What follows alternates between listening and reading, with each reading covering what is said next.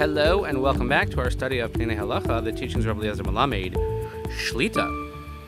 We find ourselves here, Erev Shabbos Kodesh, Parashas Shoftim, and we are well into our learning about the laws of Tachanun, and we continue davening for Charlei Tzvagan Yisrael, for Shlem Chol P'tzuei Yisrael, safe return of all of our hostages, and we dedicate our learning to Nishmas, Saren, Daniel Shimon ben Harav Doron Vesheli Hashem Yikum Damo.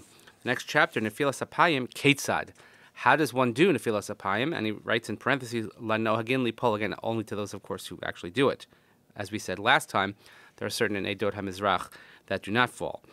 Ka'amur, Laminig Ashkenazim v'chedik me'asfardim, Nefillat Apayim na'ases al-yedei harkanas harosh vehishanto al-zro hayad. So according to Ashkenazim and some Sephardim, when we do Nefillat Apayim, we just call it falling Tachanun. It's a very Jewish way of saying it. So we lean our head on our arm. Ladasa Shulchan Aruch, noflin tamid al yad small. So according to the Shulchan Aruch, we always fall on the left hand. Ladasa Ramah, but according to the Ramah, baboker keshamanich and tefillin al yad small. So if let's say you're typically a right-handed person, where it means you wear your tefillin on your left hand. So at Shachris, the Ramah says noflin al yad yamin. You fall on your right arm. Uba mincha noflin al yad small, and at mincha, when you're not wearing tefillin, then you fall on your left hand. V'chein minhag yotzei Ashkenaz, this is indeed what we do. And again, we don't want to fall down on the tefillin. Keshenoflin al yad small, matim ates apanim litzad yamin, k'dei shelo yeh mufne yashar klape haritzpa. So when you fall on your left hand, on your left arm, okay, let's say for us at mincha, so you should turn your face a little bit to the right, so that you're not looking directly at the floor. And similarly, when you fall on your right arm, you should turn a little to the left, so you're not looking directly at the floor. Because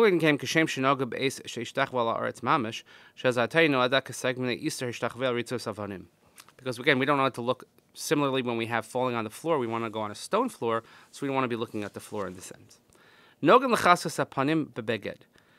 The custom is to cover our face with some sort of garment. And it's not enough just to cover your head with your arm itself, because it's all part of the same body, your arm and your face.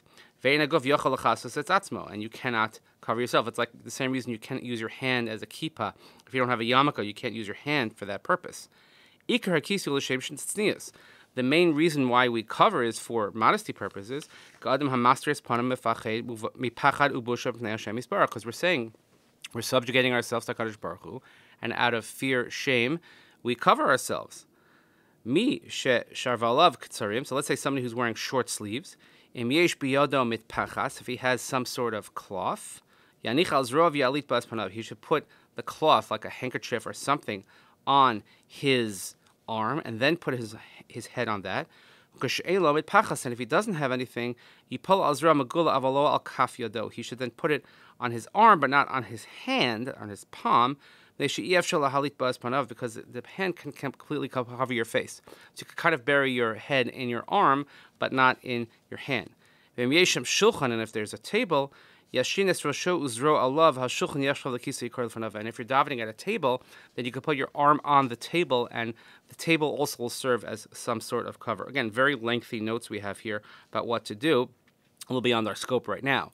So again, this is one of the reasons why people, will wear long-sleeve shirts to davening or have a davening jacket. I mean, there's a whole Indian about wearing special beged for davening in any event, so a davening jacket serves this purpose as well. The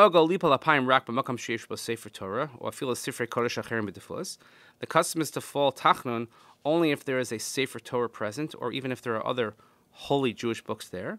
But if there is no Sefer Torah or no books, let's say you have an ad hoc minyan, let's say you're in an office building and you have an office minyan at Mincha Gedola, and there's no Sefer Torah Sfarim, then you don't fall. You say Tachanun, you say the Mizmar, but you just don't fall on your face. Let's say there's a room adjacent to the synagogue. It's part of the synagogue complex, but not the actual Beit Knesset. If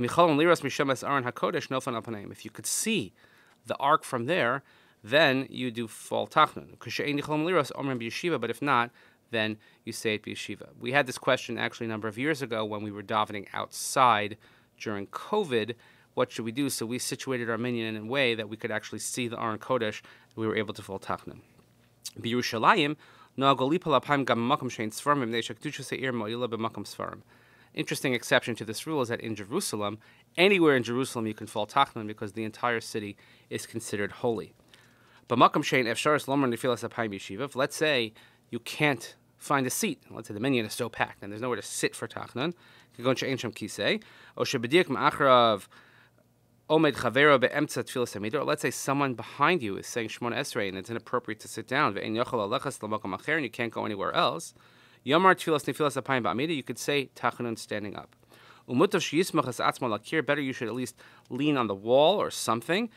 Kach shebelo hakir heinofel. Enough that without the wall you would fall, meaning that you're actually leaning on it. And